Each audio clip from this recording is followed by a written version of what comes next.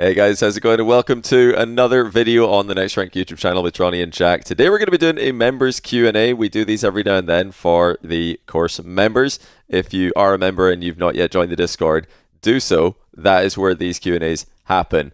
But let's just jump straight into it. We're going to start with Salmon Jr.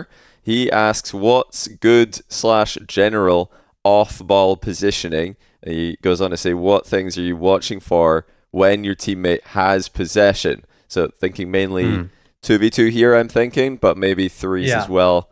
Jack, what have you got for us? Yeah, that's an interesting question. I think so. What's the best off-ball positioning? I mean, it's like with everything in Rocket League, it's gonna massively depend on the situation, right? I think in 3v3, for example, if you're off-ball positioning, which usually means your team has possession, right? We're going with that, right? Your team has possession, and so the player with the ball is usually going to be the first man. So we can either be second or third man. Now it obviously depends on the position, like always. But usually as second man, if my teammate, let's say, is first man and they're dribbling the ball there, I'd usually want to be somewhere around here. I would say most of the time, this is probably the best position for that, because it gives them the option to go for a midfield pass. Gives you the option to rotate out into third man and let your third man come in as second, like this, and stuff like that. So I think that's quite kind of a versatile position. But with that being said, sometimes your first man will be here with the ball, and as second man, you might want to be here, right? It really depends on a couple of things. Mainly, I think the speed of the play is pretty important, and also what is just simply about to probably happen in the next 2 seconds. Okay, so like let's say there's a player from the other team challenging your teammate, and your teammate doesn't really have much boost, he doesn't really have much speed, so he's not going to be able to outplay that player. Well, that means you might want to play a little more defensive and a little bit more conservative with your positioning, instead of being here for kind of a midfield pass or a midfield option. Or if you are here, you don't want to be like facing forward expecting this pass to come across, because, well, it might not be possible. You might want to already be kind of hedging your bets and leaving the play. Okay, so I think it really does depend on what the position is naturally. I think a fairly good rule for threes is, as second man, you want to be in a position where you can follow up your teammates' touches, and that is mainly thinking about the situation as with like an offensive kind of offensively minded positioning, I guess. You look and see what you can get onto as second man, right? Passes, second man. But then as third man, that changes, right?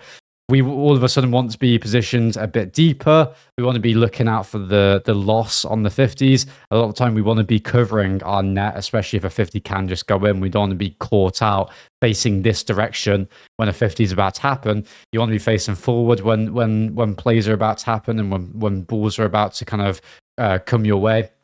And we want to be a little bit deeper. In twos, it all changes.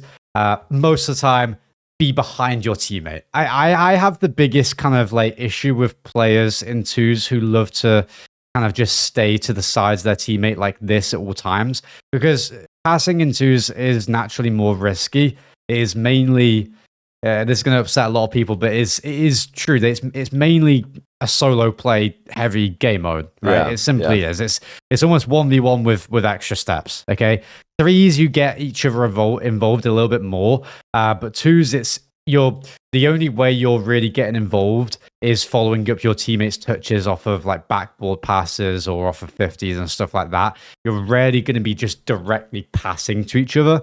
Can happen. You should be ready for it when the opportunity kind of comes around.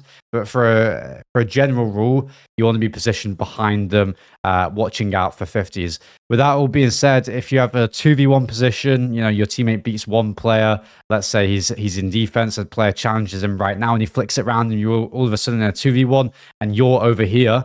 You can push for a bump. Okay, sometimes you can do that, but general rule: stay behind them, stay aggressive, stay close. That's another thing I haven't spoken about, like the distance, I guess. You want to be... We have a good video for this, Johnny. We have a quarter pitch free course.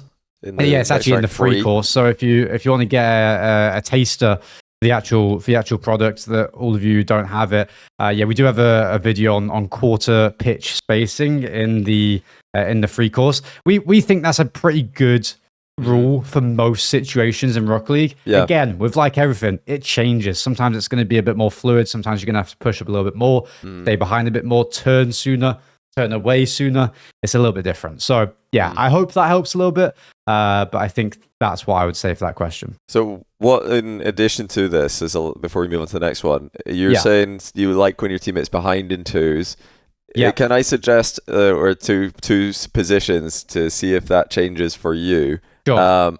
Imagine, first of all, that you are on the opponent's backboard and you're you know, trying to center the ball. At that point, do you still want your teammate behind you? Or is that when they're allowed to drift a little bit more to the back post and be like alongside you almost? Right, yeah, I mean... Because a lot of people will end up in this position, they don't really know what to do, because they try to pass the ball down to their teammate if they're still close in this near post area. What ends up happening? The goalie sees it, intercepts it, open net. And it's a goal. Exactly. But they can't see you if you, at that point, go back post. If you're behind them. Yeah, I want to maybe suggest one, if you want to be more that position that Jack's annoyed by, when the players are constantly outside, you can still get there, but by like drifting into that position later. You don't need to go over there like really early in twos, do you? Yeah, exactly. When I say behind, I should probably, you're actually, it's a good point, because I should clarify this, because a lot of people, when I say behind, might think that like, let's say I'm in offense here with the ball. I want my teammate to be like there, you know, over literally behind, like literally like here, like I'm behind you and ready to follow up. Like, I don't mean, when I say behind, I'm more so mean on a like a horizontal level. Like, I just don't like when my teammates,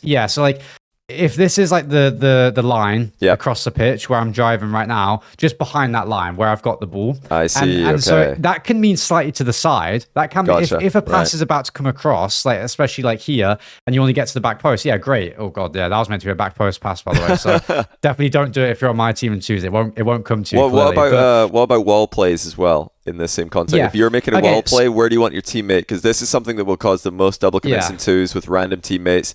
The player on the ground thinks it's a pass. The player coming off the wall is trying to solo play. How do you get that right when you're off the ball? Again, it's great questions. And these are the types of positions where you have to keep an open mind about it. It's like, and that's what I was trying to make very clear. Like 80% of the time, 90% of the time, you should be behind. But sometimes, naturally, let's say, I don't know, let's just make up a situation. I'm about to 50 an opponent. I'm about to 50 them, and the ball, I 50 them right there, and the ball goes over to that side of the pitch. But I'm going to go to this boost because I want this boost. I'm on 20. My team has a bit of time with the ball. No one's challenging him. I'm going to grab the boost. Okay. All of a sudden, he's taking it up the wall, and now I can stay around in this position waiting for that pass if it comes across, because it's not risky. No one's challenging him, and I'm there for him if he needs me. Once he gets into a certain position, okay, and usually that position is like, let's say he is going up the wall and he's about to start an edge wall. Right now, he could still pass mid. You know, he can do that. It's not a great pass, but he can do that. And he can get it mid. But after a certain point, he will no longer be able to get middle. Okay, and you have to be aware of that. Like about now he's going for he's goal. Going solo, you know, and at that point, once you see that, you know, once we see that my teammate is doing that with the ball, it's over here, my teammate's going up in the air, I've grabbed this mid boost, I've turned on the mid boost, I'm here for the pass, okay, he's going solo, now I might be going here behind him, and now he's going for the net, a 50 drops down, I'm ready for it, okay? So you have to be fluid, you can't just make a decision to stick to it until either you score or they score, right? Like, you have to be willing to change your decision every half second, unfortunately. That's just the way Rocket League is. But yeah, you're completely right. Sometimes you can stay to the side of your teammates, especially when there's space, especially when there's a scoring opportunity if you're there. But you do have to be very quick and very fluid to recognize when that opportunity is just gone and you need to get behind them to play a bit safer. So when you're talking about playing safe in 2v2 or 3v3, what does that mean? Like when maybe I'll ask a more direct question. When your teammate or when you are not playing safe enough, what does that look like? Yeah, I guess when I say playing safe, playing safe, guys, doesn't mean that you're not going to be ready to get involved in offense. It just means you have the ability to cover the bad outcomes if they happen. Okay, Right. That's all I mean, and that's what I wanted to suggest, especially in twos. We were talking about like being to the side of your teammates off for like a wall pass, for example. Playing it safe means that I'm not just going to sit here and be there until like a challenge happens. Now all of a sudden my teammate's gotten challenged. He's lost to 50, and now I have to like race back towards the net. That's bad, right? Everyone can tell you that's bad. You'd have to be like a really high level player in the game to understand that.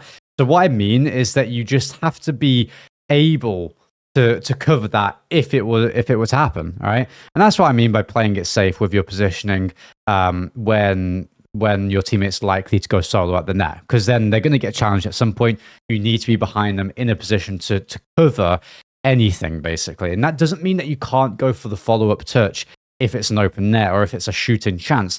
You can still go for it if you're close enough and if you're ready enough and if you're behind them. It also just means that you can cover the sides of the pitch with the lost 50s or the middle of the pitch with the lost 50s as well.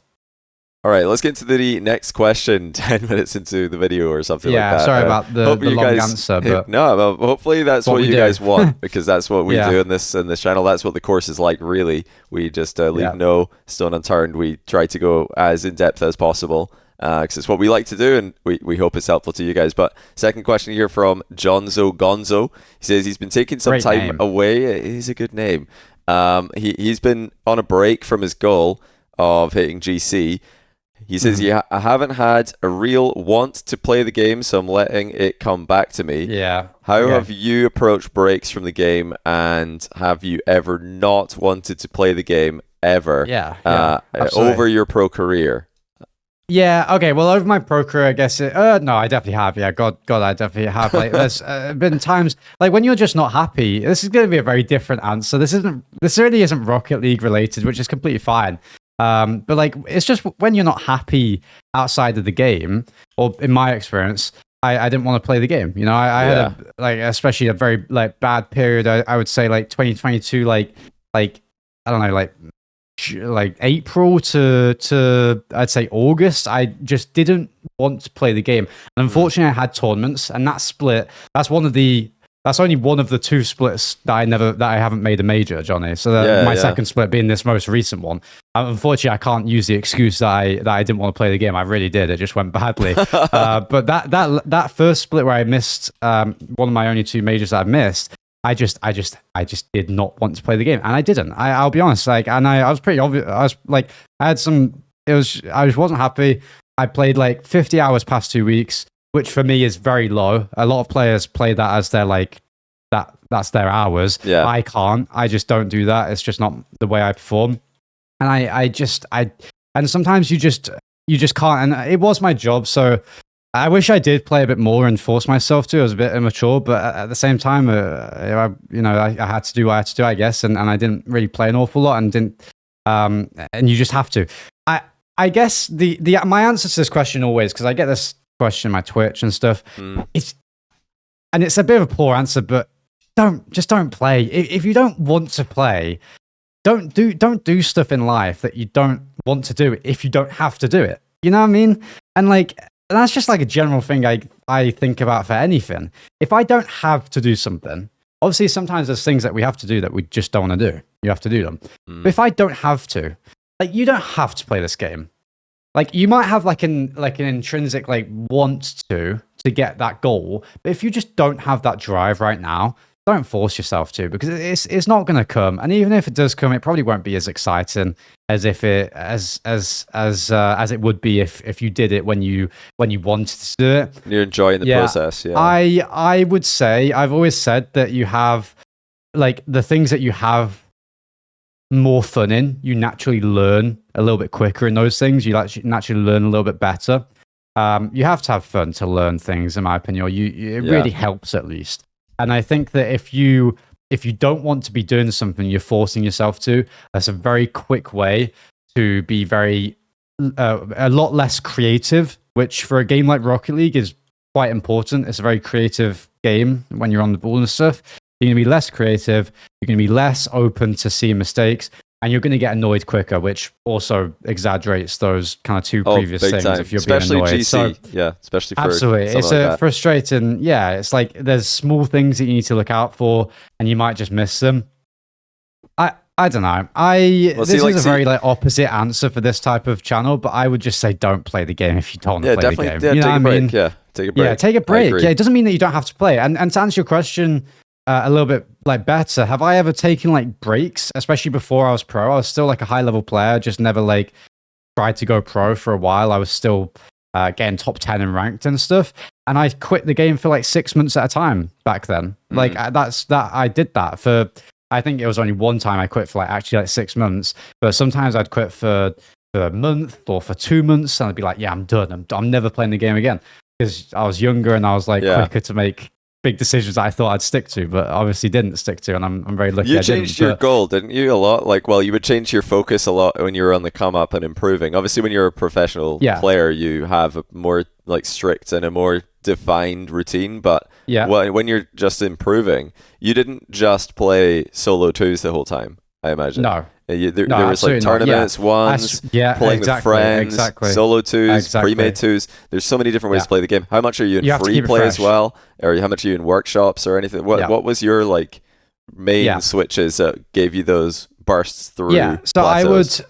Yeah, absolutely. It's a good question. I was 1v1 like based for a long time. Like that was my main thing. I still play rank 2s, rank 3s, but then I would switch to 6-mans, okay? And that made me like really motivated, because I was learning how to, this sounds stupid, but I was learning how to interact with other people in like a competitive environment, I guess, like properly, and like learning how to communicate like in game, learning how to play threes at a actual like structured level. That was really exciting. And then I'd play tournaments, and that gave me like a new motivation. I like played tournaments with friends that were also high level players, and then I accidentally qualified for a LAN in one of those tournaments. I was obviously like a very high level player, and that actually ended up kickstarting what made me go pro. I played a LAN with Jorius, who eventually went on to be one of my ROCS teammates on 2 separate occasions. But yeah, I was just like friends with him, and we'd played tournaments together and stuff. So like, yeah, you got to change your like miniature goals focus, and targets of what you're focusing on, and you've got to think that your main goal is dependent on how good of a player you are. That's what it is. It's just simply how good of a player you are. But it doesn't mean that you can have smaller goals that will feed into that overall big goal without you realizing. You know, me playing these.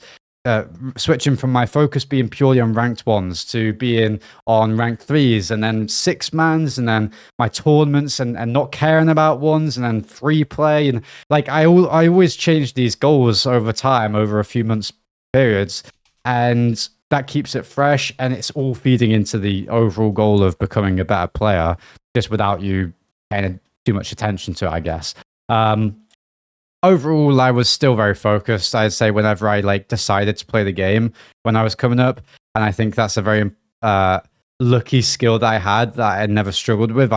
When I did decide to play the game, I was very fortunate that I was always, I guess, locked in, like without realizing it. I guess I was always very focused on what I was trying to improve on and stuff. But when I didn't want to play the game, I didn't force myself to, like, because I was fine with the level that I had. You've got to be proud of the current rank you're at, I think, as well as the important thing. You got to realize that when you were at the previous rank, you would have obviously not like actually, but you would have killed to be at that rank that you're at now. You know what I mean? You clarified that. No, yeah, you got to, just in case you got, you know, people might be thinking I'm insane, you know, so.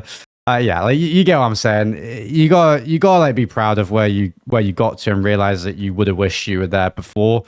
And I guess that allows you to drop the game sometimes and be happy with what you've done. Ranks are arbitrary. I mean, Grand Champ as a target is a good one to have. And the fact that you have it as a goal, I imagine, Gonzo, you're quite close to it. Maybe Champ 2 or Champ 3 or something like that. That's most of the time. Or maybe some people might look at it straight away as soon as they hit Champ, or, you know, way before that. But yeah, generally, you're quite close. But It's completely arbitrary. The actual percentage of players you need to be in to get Grand Champ has changed over the years. It's also, some seasons it'll be harder than others. Some seasons it's been easier. It's just a number at the end of the day. It's an MMR number. Well, 1435 I think it is right now. But if there wasn't a Grand Champ, if there was just a number like in chess or something, you're just trying to hit 1500. You hit 1500. You want 16. You hit 16. You want 17. It's just like Jack said. You got to be proud of what you've got, because I mean, Champ 2, Champ 3, they're actually very high ranks. And in other games, being Champ 2 or Champ 3 percentage wise would be the highest rank. It wouldn't even just be like the second or third. It would be literally the highest rank. And people, it's really funny to me actually, like Rocket League pros and pros in other games, they'll talk about being the highest rank in another game, and then I have a quick look, I look up what that rank actually is. I'm like, oh, it's just like the top 5% of players. So like, I don't know, Champ 1 or Diamond 3 or something. It's not, they wouldn't brag about that in the game they're like known for, but it's something you need to be proud of. Absolutely. And just enjoy being that rank. It's at the end of the day, it's just an arbitrary and number. Sometimes it's not. Yeah, it's really sometimes not about the rank. Like I'm not just saying this now, but I remember like when I was learning the game, the rank was probably the main thing that I was happy about. But also I was like a lot of my like intrinsic like motivation, I guess, came from like the things I was able to do in the game, not just the rank. Like the actual mechanics. I got better at my edges this week. Like I can get an extra touch on my edges. My control just feels better. It's a feeling thing. Or I learned how to flip reset properly this week, and that's like a very weird thing to try like to gain motivation from. But it's a very like, I would say, strong thing to gain motivation from, and a lot of people don't realize that. I guess it's always about the rank in a lot of people's minds, where the pure like happiness for me, I would say the rank was a big factor, but it was more so the like just actual what can I do in the game with the ball, what can I do in free play, and that was where I gained most of my personal motivation from, and that's what kept drawing me back to the game. Okay, the next question here is from Liu, or you, I don't know how to pronounce, LLEU, not sure, but hopefully I haven't butchered that too badly. He says, why don't more pros play with Square Deadzone? From what I've seen, almost all the players I know of around me has been an immediate improvement in mechanical consistency. That includes basic aerial first touches, general air car control. So this not then being something pros lean into for a boost in mechanical consistency. For me, it made a major difference from the get-go. So, yeah, actually, first of all, I'm not a controller player, but Jack, you're the Deadzone guy here. Yeah, well, I might be like as much of the Deadzone guy as you are, because I get this question a ton. I don't even know what like square. I like after all these years, like square, circle, or cross. It's like something like that. I don't really know what they are. I know that you can change them in your Steam settings or something, or like Steam or like an overlay, settings. controller overlay.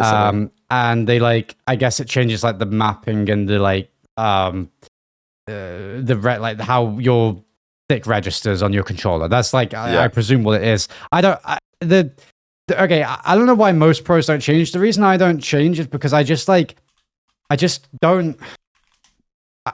I'm happy. Like I've my improvement. Mm-hmm. I don't think it's going to come from I guess I don't truly think that, because I guess it'd be like changing your racket in tennis. That can help. No, maybe we're just being too stubborn. That's like a very possible thing, and like that's a very like people thing. Like people are just stubborn. Maybe that's what I'm being. I'm just like stubborn to try it out. Maybe I don't know.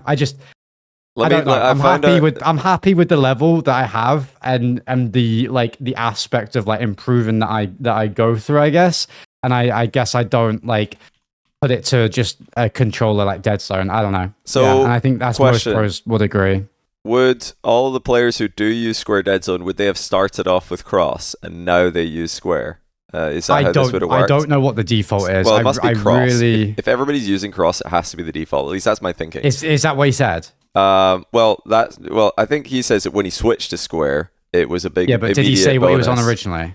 Actually, no. But what I've done is I've looked on Wikipedia. There's a list of player Deadzones on Wikipedia, amongst other things. And yeah, if you go down here, it's 99%. Oh, probably not 90. Let's say 95% is cross or even circle a couple so times, but mostly cross. Like I'd say 95% cross. Probably default then. Has to be default. The players that you might want to ask this question to, because they apparently use square, maybe they've used another one and they can tell you the difference. Zapatos, it says he uses square here.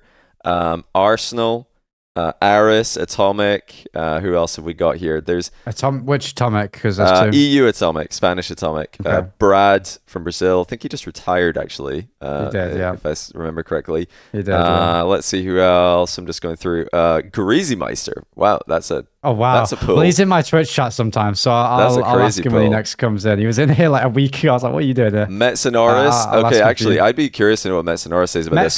He was does, very coaching. So. Yeah, he was adaptable. He does coaching. He was a pro for a long time through multiple different eras, and he managed to outlast a lot of his contemporaries by adapting to new metas, new mechanics, etc. Metsa might be a good one. I've not talked to him about it personally, but he might have a good answer for you. You know what, Johnny? If we get an answer, I'll DM Metsenoris and see if we can get a screenshot cameo of his answer right here. But still go and ask him anyway, because he'll probably. But still go and ask him. You'll get a more personalized message. But I'll message him on Twitter right now, and we'll see if we get an answer before the video comes out. We'll include it. If there's nothing on screen right now, you can flame me in the comments. Yeah. Yeah. Also, Oli Osaft, who recently had a good 1v1 run. And Tigre, funnily enough. That's the last one. Tigre. So, yeah, a lot of players there that do use square. Hopefully that's helpful to some of you guys, because I think if you get this question a lot, we need to try and point people in the right direction here, because I'm not the person to answer that. I'm a keyboard and mouse player. I'm not the person to answer it either. Jack is stubborn, cross user, probably. He doesn't even know. But there might be something there. It's like default. I've never changed it. I get this. Well, it is. That's all I say. I use the default. I get this question every time I stream about, I would say, at least 7 times. I'd say it's like the most asked question of all time, and I guess for a reason. Everyone wants to like figure out these small things that can make a difference, and I think that's fair. The overall thing for me, I'm used to what I use. I'm happy with what I use. I've never felt like I'm behind in this game on a level like that. It's more so just like I need to, which I guess is what you're saying. But you just gotta improve the mechanics and the control and stuff. But if that helped you, then maybe I need to try it out.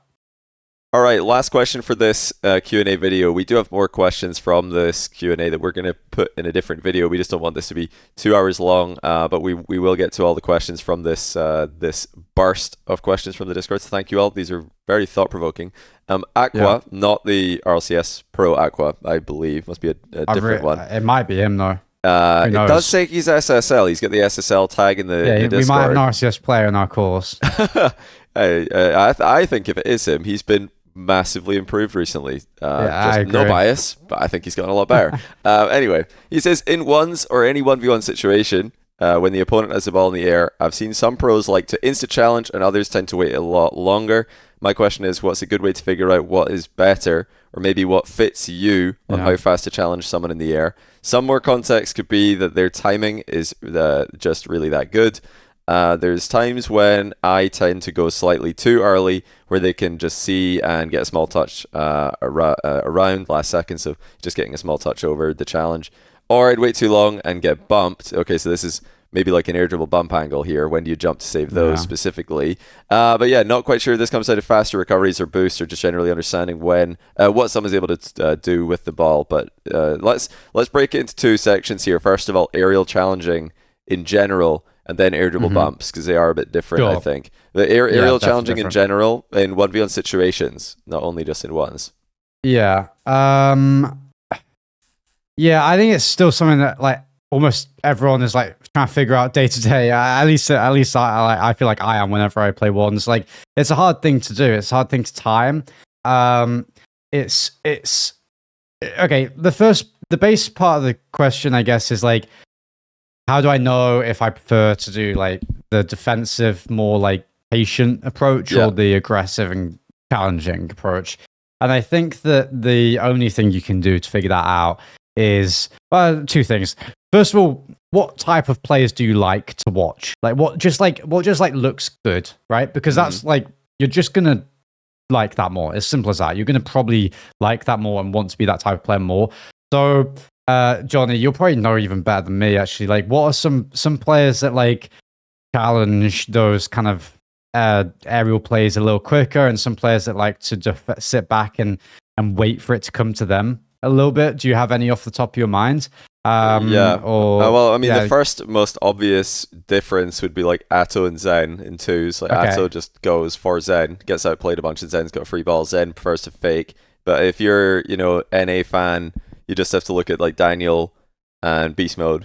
Beast Mode will go. Yeah, Beast Mode will go. Dan will set. Yeah, Dan will fake. Atomic also fakes quite a lot, but he's very adaptable. He's kind of doing a bit of both. Yeah. So yeah, you've got options there for what to do, or you could just watch Mina if you want to watch Twisted Minds, and everybody just goes. Everyone will go at the same time. But Rawas is the guy who will maybe like in another game mode, not freeze, but in another game mode he might be like sitting back a lot more patient. Actually. But he will throw in a challenge, and his timing is probably the best. And in he's my very opinion, fast. He'll just cross the no man's land like in a blink of an eye. Yeah, he's just on you. I would watch Rawas's replays. I think he is probably one of the best, if not the best, at like challenging those types of plays that you're speaking about. Yeah, first of all, kind of identify what players you like the most. There will be one, and I would say most of the time you go towards learning how to do that style. It's just going to kind of reach out to you a little bit more and easier. And also try it out in your games. Those are the two ways to find out. Like you have to try for a week of being a little more aggressive though with those types of players. And if you are more aggressive with those types of challenges, you're probably naturally going to be a little more aggressive everywhere else on the pitch as well. I feel like when I change my mindset in one type of position to challenge a little more aggressive, it kind of bleeds into the rest. And that's fine. And then do the opposite and you figure out the other way. And whichever you feel better with, or whichever you rank up more from, mainly a feeling thing. I don't know if ranking, it's a little bit both, but yeah, mainly a feeling thing. You just naturally kind of drift towards that, right? And overall, over time, you'll change that a little bit. You'll maybe realize that actually it's not right. I want to go a bit more aggressive, or actually that's too aggressive. I want to dial it back a bit. It's never like a fully set in stone thing. Okay, that's the main thing is, and that's the most important thing is, just because you think that most of the time you should challenge those types of balls a little bit more aggressively, it doesn't mean that you're just going to do that every time. Variety is the biggest thing when it comes to like challenges, especially in 1v1. You have to do different things to keep your opponent guessing. Yeah. But sometimes you're going to wait when you're in defense in the goal and someone's coming at you with a play. Sometimes you're going to challenge, and sometimes you might fake challenge and back away to try and make them flip early, thinking that you're going to go for the ball. So a little bit of both there. Yeah, that's what I would say for that. Was there a second part of the question I missed? I think actually, there was, you kind of started. I think what you've just said covers that as well. The air dribble bumps. That's like that's a very difficult thing, because now you're not just trying to challenge like the reset timing that somebody's got, or the like trying to predict when are they really done touching the ball with their air dribble. But now that you've got to also calculate like getting past them to access the ball. So a lot of people find that difficult, but I think you've already like started a good thought train on how to counter that, which is variety, because you not only can you switch up your air dribble bump defense, there's so many different ways you can defend it, like bumping the player back into the ball if they're moving slowly. If they've gone too far, there's a big gap, you just wait for them to fly over you, you jump. If they're like not that if they're very tight to the ball, then you can try to maybe just wait last minute and get like a dodge around them. That's a lot harder. But yeah, the countering what you see coming at you, because there will be tendencies for players' air dribble bump style. Some players will try to keep it low. Some players will try to go very high. Some players will be very tight to the ball. Some of them will just try to leave the ball and hunt you, like just go actually demo you. They don't really stay tight to the ball at all. So you can adjust and see, well, what seems to be working. But like Jack said, you don't want to do the same thing twice. If it doesn't work, switch it. Try a different style for air dribble bump defense. Yeah, it depends also where the air dribble bump is coming from. Is it starting from the ball, or is it starting from the ground with like a double jump pop? If it's starting from the ground with a double jump pop, most of the time you can see it coming, or you can work towards your ability to see it coming. Most of the time, the angle will be very straight on. If an air dribble bump is coming at you, like it'll be like that. What I just showed, it won't really be like this is going to be a flick, right? Like it has to be a flick. If they want to score it. And they also will have to get the ball on like the middle / the back part of their car to start that pop to get in front of the ball to bump.